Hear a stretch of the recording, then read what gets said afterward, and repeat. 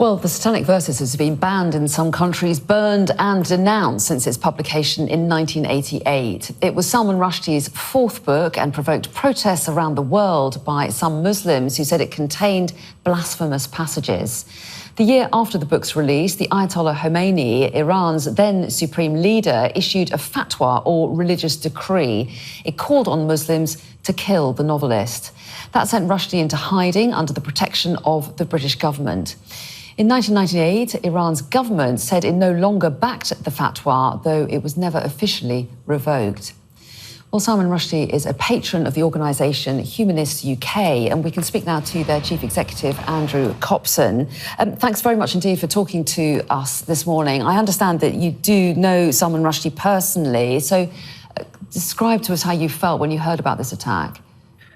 Well, Salman Rushdie has been a patron of our organisation for many decades, very supportive of all our campaigns. He's a comprehensive, total humanist. All our education campaigns, all our freedom of speech campaigns, all our freedom of choice campaigns, he's been there for those.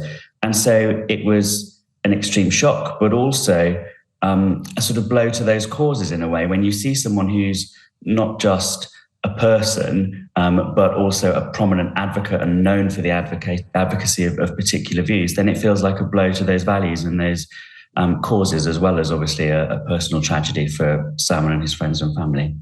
Well, yes, a lot of people this morning have called it an attack on freedom of expression. Is that how you see it? It feels that way, of course, because, I mean, the whole series of events around the Satanic Verses was quite totemic in the 20th century as being, this great pitched conflict between freedom of expression, freedom of choice, democracy, an open society, the arts. It's a novel after all. It's not a political tome or an essay. It's a work of fiction. It's a creative work on the one side, and then intolerance. Advocates of a closed society, religious extremists, people who want to silence and destroy critics and dissent, and freedom of expression and freedom of choice itself. So inevitably, because of the defining nature of Salman's book and the events surrounding it, this is going to feel like a big cultural and political moment, because it is symbolic after all. We don't know why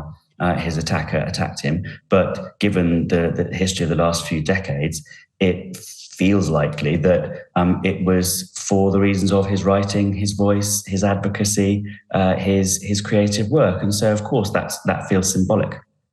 Well, yes, and as you say, someone has been arrested, but we have no clue yet as to motive. We have to wait and see what's said in the hours and days ahead.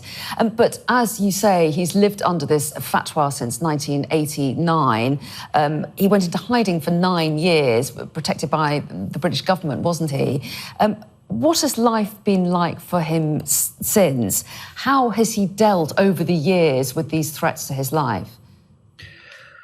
Well, I haven't been at Humanists UK long enough to have known him in that period. I've been working with the organisation since, as it were, it's felt safe for him to speak again, to come out again, to appear at events again.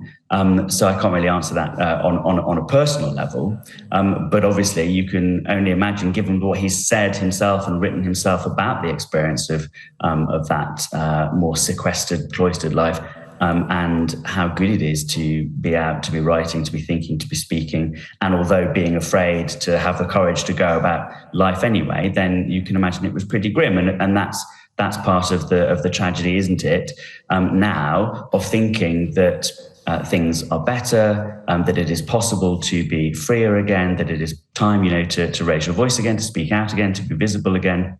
And then for this to happen, of course, it illustrates the risks there are in expressing your freedom. But he himself has said in his writing, and as a person, his advice to everyone is always to be, even if you're afraid, to be brave and to live in freedom anyway, because that's the best answer to terrorism and violence and censorship and oppression. And I think that's right. Well, yes, and the irony is that he was about to talk about the subject of freedom of expression when this attack happened, wasn't he? And he has been very quick to step in to support others who have fallen victim to censorship, a really powerful advocate for them.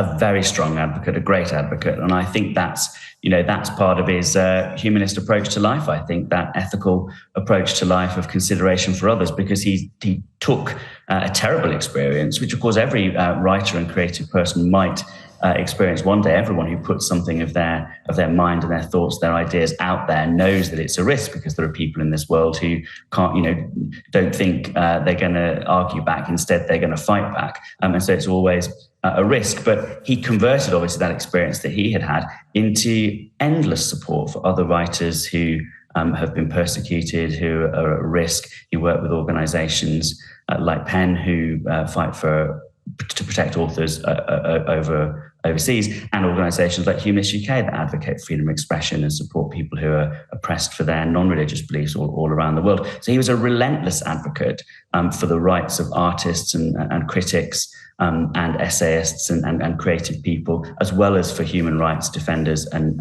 advocates.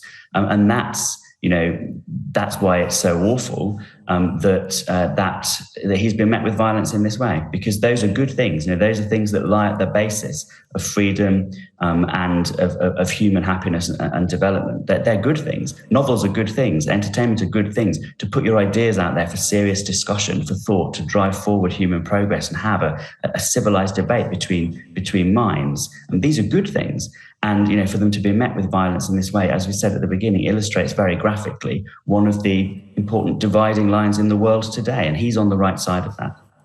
Well, Andrew Copson, we appreciate your time this morning talking about this. And we will, of course, bring everybody any updates we get on his condition. Everyone wishes him well. Andrew Copson, thanks very much indeed. Thank you. Now, millions of people are